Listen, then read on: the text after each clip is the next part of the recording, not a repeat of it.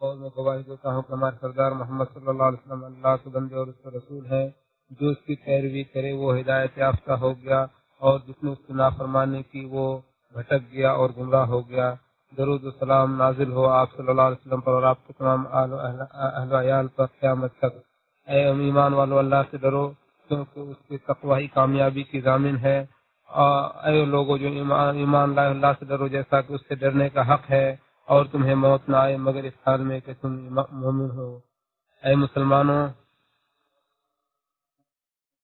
Medical science سب سے زیادہ نفع بخش اور سب سے زیادہ بااثر علم ہے۔ اس فن میں مہارت عزت و شرف کی بات ہے۔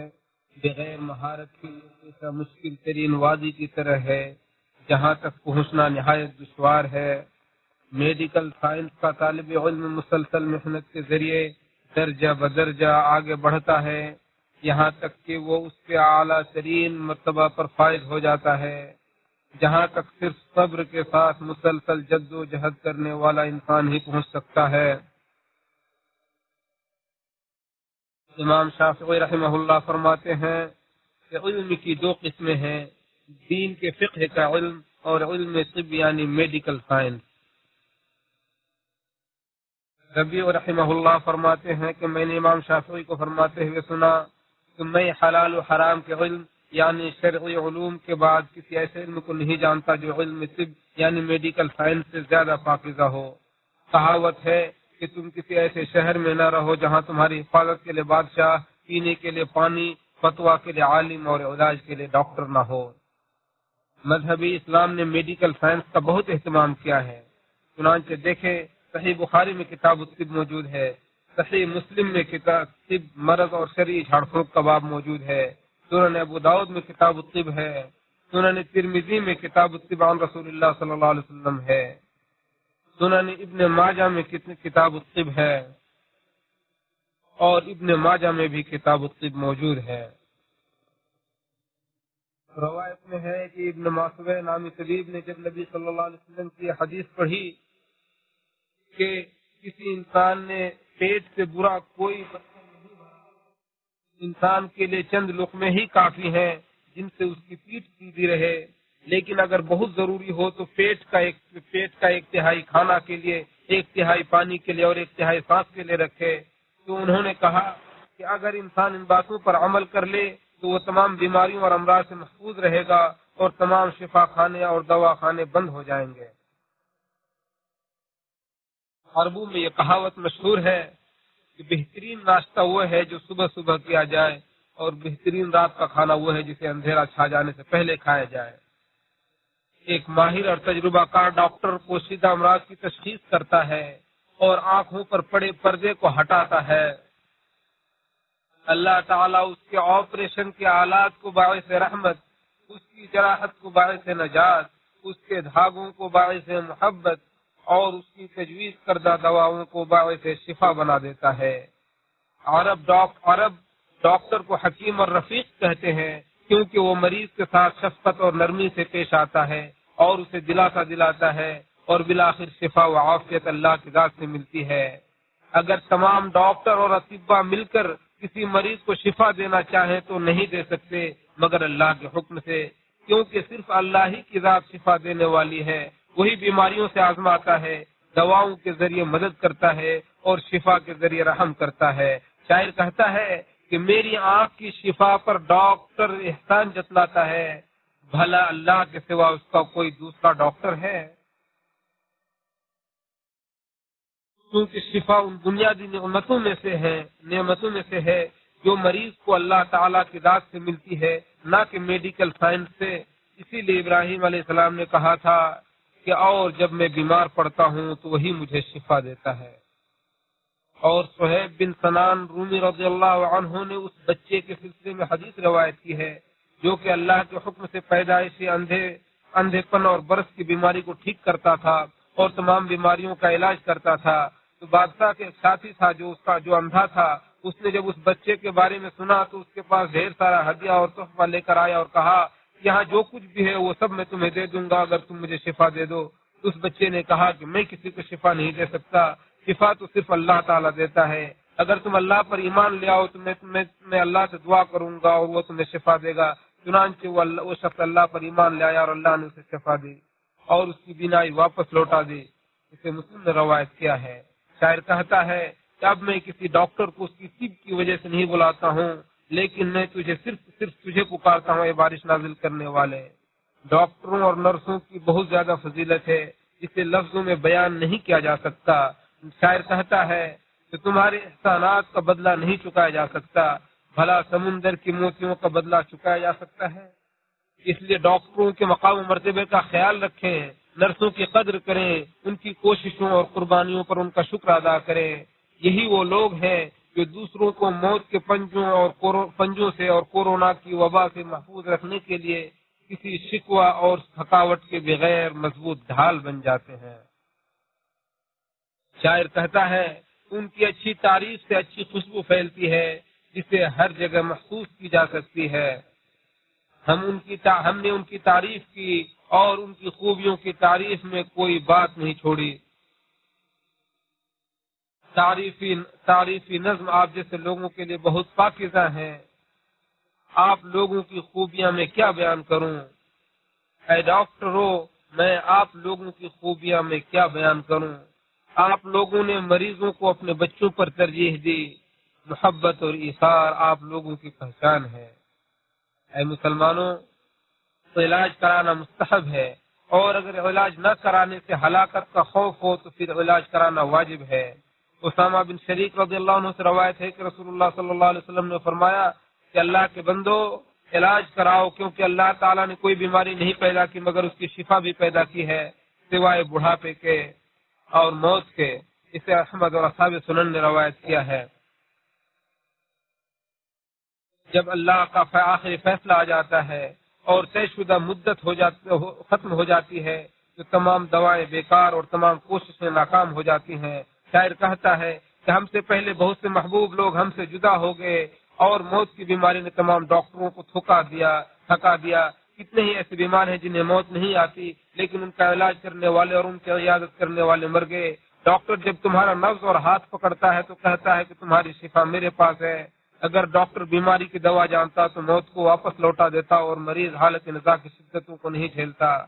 جب ہم بیمار ہوتے ہیں تو دوا کے ذریعے سبب تلاش کرتے ہیں، لیکن کیا موت سے کوئی دوا شفا دے سکتی ہے؟ ہم ڈاکٹر کا انتخاب کرتے ہیں، لیکن کیا ڈاکٹر تقدیر کے فیصلے کو ٹال سکتا ہے؟ ہماری سانسیں محض حساب ہیں اور ہماری حرکتوں کو بالآخر فنا ہونا ہے۔ مسلمانوں، ڈاکٹر کی ذمہ داری ہے کہ وہ مریض کی حوصلہ افزائی کرے، اسے تندرستی کی امید دلائے، اس کے ساتھ نرمی سے بات کرے، اس کے ساتھ دل لگی اور نرمی کا برتاؤ کرے، اس کا خوف اور گھبراہٹ دور کرے اور اسے سکون و اطمینان دلائے۔ کہا جاتا ہے کہ ڈاکٹر کی نرمی آدھا علاج ہے۔ مریض کے سامنے مسکرانے اور اسے خوش کرنے کا بہت زیادہ اثر ہوتا ہے اور اس کے فوائد ہم سے مخفی نہیں ہیں۔ اس کے برعکس تند خو اور سنگ دل ڈاکٹر تیز و تند ہوا کی مانند مریض کے سامنے سے گزرتا ہے، جس سے اس کی امیدیں ٹوٹ جاتی ہیں، اور جو ڈاکٹر کسی تمہید اور نرمی کے بغیر مریض کو اس کے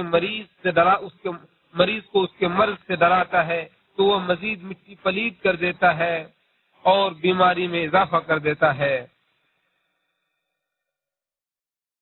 اسی طرح ڈاکٹر کو چاہیے کہ وہ صبر سے کام لے، مریض کے حقوق کا خیال رکھے، زخم کی مرہم پٹی کرے، اور جس مریض کے اعضاء و جوارح کمزور ہو گئے ہیں اور وہ بیماریوں میں مبتلا ہے اس کے ساتھ نرمی کا برتاؤ کرے۔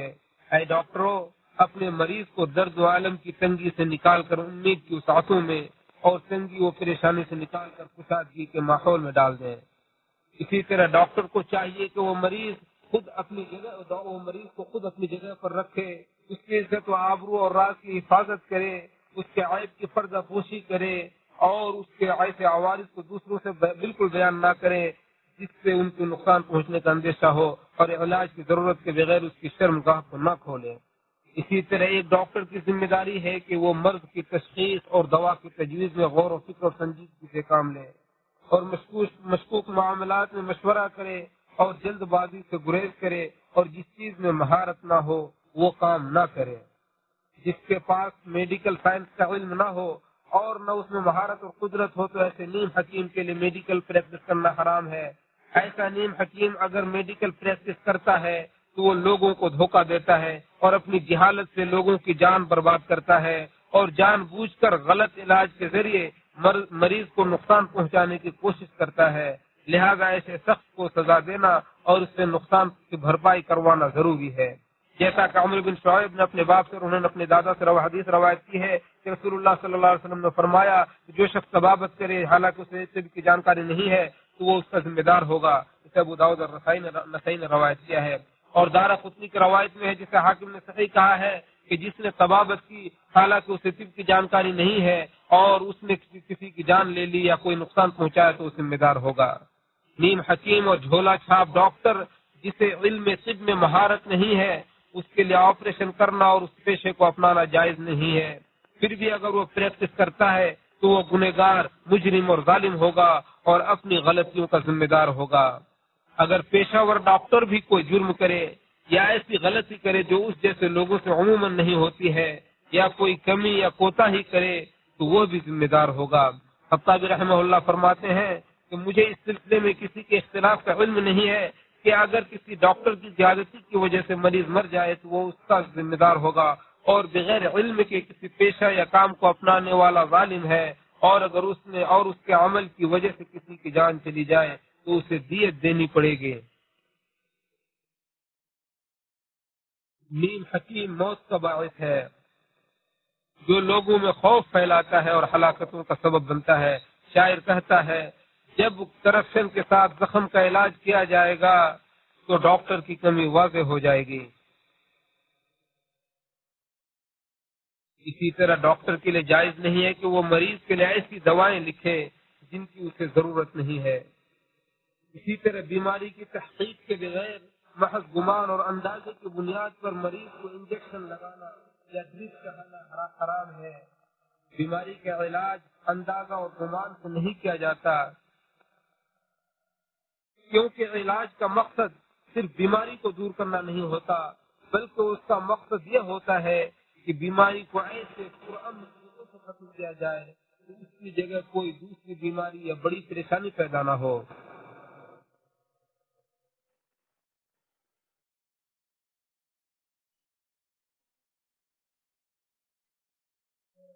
کا استحصال کرنا، جیسے ایسے ٹیسٹ اور چیک اپ کروانا جن کی ضرورت نہ ہو، بلکہ ان کا مقصد محض تجارت اور لوگوں کے مال پر ڈاکہ ڈالنا ہو، تو یہ سراسر حرام ہے۔ کیا ہی بری مالداری ہے، کیا ہی بری مالداری ہے جو مریضوں اور لاچاروں کے درد کی تجارت پر قائم ہو۔ بعض ڈاکٹر اور فارماسسٹ ایسے ہوتے ہیں جو مریض کے لیے مہنگی دوا تجویز کرتے ہیں، حالانکہ مارکیٹ میں اسی معیار کی لیکن اس سے سستی دوا موجود ہوتی ہے، لیکن فارماسیوٹیکل کمپنیوں کی تشہیر اور ان کی طرف سے کچھ مراعات یا کمیشن حاصل کرنے کے لیے مہنگی دوائیں تجویز کرتے ہیں اور اپنی ذاتی مصلحت کو مریض کی مصلحت پر فوقیت دیتے ہیں۔ تو ایسی گری ہوئی حرکت وہی شخص کر سکتا ہے جس کا دل رحمت، خوف، عہد و پیمان کی حفاظت اور امانت داری جیسی صفات سے خالی ہو۔ انس رضی اللہ عنہ فرماتے ہیں کہ بہت کم ایسا ہوتا کہ نبی صلی اللہ علیہ وسلم میں خطبہ دیتے وقت یہ جملہ نہیں کہتے کہ اس کے ایمان کی کوئی حقیقت نہیں جیسے امامانت کی پاسداری نہیں، اور اس کے دین کی کوئی حقیقت نہیں جیسے عہد و پیمان کا پاس و لحاظ نہیں۔ بیہقی۔ اے مسلمانوں، میڈیکل سائنس کے ایسے دجالوں سے بچیں جو پرمٹ کے بغیر مشکوک کلینک کھول کر مریضوں کو بلاتے ہیں اور کسی مخصوص بیماری کے علاج کا دعویٰ کر کے جعلی مصنوعات فروخت کرتے ہیں۔ مسلمانوں کو ایسے نیم حکیموں کی تصدیق سے بچنا چاہیے جو سوشل میڈیا کے ذریعے طبی تجاویز نشر کرتے ہیں اور لوگوں کے درمیان وہم اور ڈر پھیلا کر اور ان کی زندگیوں سے کھلواڑ کر کے اپنی تجارت چمکاتے ہیں اور لوگوں کے جسم و صحت کو یقینی طور پر نقصان پہنچاتے ہیں۔ ایسے ظالموں اور زمین پر فساد پھیلانے والوں سے ہوشیار رہیں جو انسانی نفوس کے ساتھ کھلواڑ کرتے ہیں، جس کی حفاظت اسلام میں واجب ہے اور زیادتی حرام ہے۔ اے مسلمانوں، اللہ تعالیٰ نے کاہنوں کی باطل حرکتوں کو قرآن میں واضح کر دیا ہے، اس لیے کاہنوں، دجالوں، نجومیوں اور سوگدہ بازوں سے ہوشیار رہیں جو علم غیب اور پوشیدہ چیزوں کی معرفت کا دعویٰ کرتے ہیں۔ ایسے جھاڑ پھونک کرنے والوں سے بھی ہوشیار رہیں جو شرعی جھاڑ پھونک سے نکل کر بدعت و خرافات کے ارتکاب کرتے ہیں۔ اسی طرح ایسے دھوکے بازوں اور جھوٹوں سے بھی ہوشیار رہیں جو جادو ٹونا، چھوا چھوت، بندھن، رکاوٹ اور طلسم وغیرہ کے ذریعے طلسم وغیرہ کے علاج کے نام پر تعویذ، گنڈا اور دھاگا وغیرہ بیچتے ہیں، شرکیہ جھاڑ پھونک کرتے ہیں اور اوہام و خرافات کی نشر و اشاعت کرتے ہیں، جنہیں کم عقل اور کمزور عقیدہ والے کے سوا کوئی قبول نہیں کر سکتا۔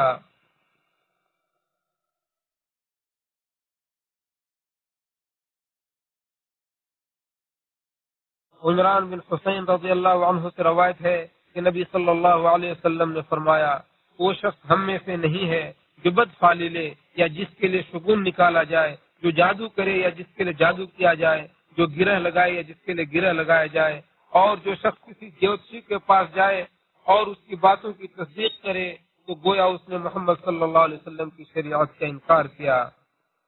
اسے بزار نے روایت کیا ہے۔ جو شخص ان دجالوں کے پاس جاتا ہے وہ بھی ان کے گناہ میں برابر کا شریک ہے، کیونکہ ان کے پاس جا کر وہ ان کی تعداد بڑھاتا ہے اور ان کی باطل چیزوں کو فروغ دیتا ہے۔ ایسے خبیث ٹھکانوں کے بارے میں پولیس کو اطلاع دینا واجب ہے اور ایسے لوگوں کی پردہ پوشی اور ان کے بارے میں خاموشی حرام ہے۔ شاعر کہتا ہے کہ ہمارے لیے آسان ہے کہ ہمارے جسم میں تکلیف ہو لیکن ہمارے عزتیں اور حق محفوظ رہیں۔ میں نے کہا اور آپ نے سنا، اور میں اللہ تعالیٰ سے اپنے لیے، آپ کے لیے اور تمام مسلمانوں کے لیے ہر گناہ اور لغزش سے مغفرت طلب کرتا ہوں۔ آپ بھی اسی سے مغفرت طلب کریں، یقیناً وہ توبہ کرنے والوں کو معاف کرنے والا ہے۔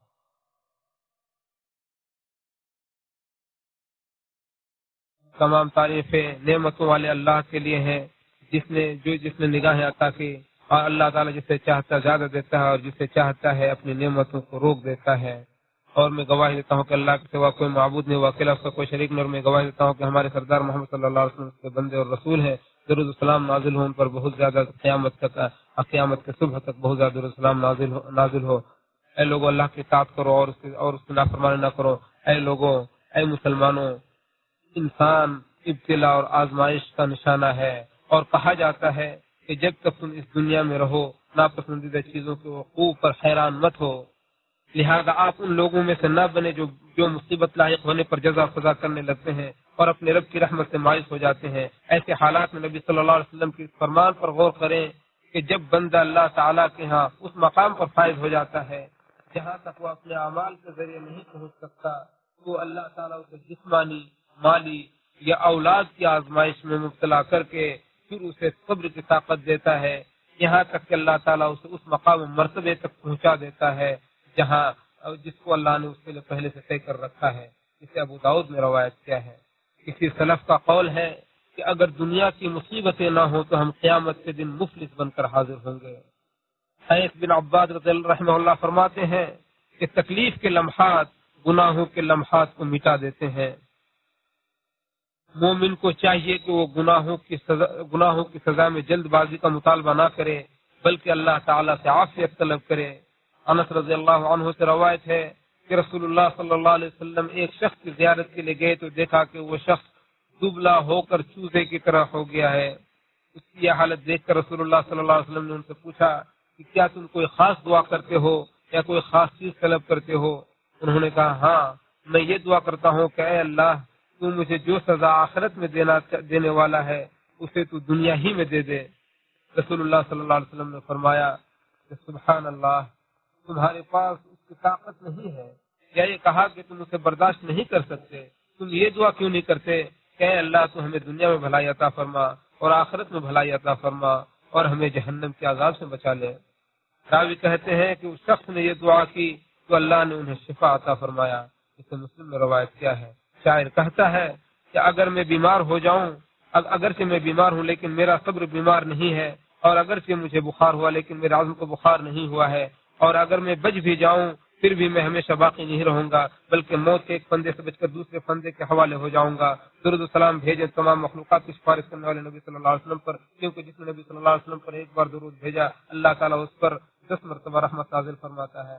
اے اللہ تو اپنے نبی کو جو خوشخبری سنانے والا اور ڈرانے والا اور قیامت کے دن سب کی سفارش کرنے والا اس پر ان پر درود و سلام نازل فرما، اور ان کے تمام اصحاب پر درود و سلام نازل فرما، ان کے ساتھ ساتھ اللہ تو ہم پر بھی درود و سلام نازل فرما۔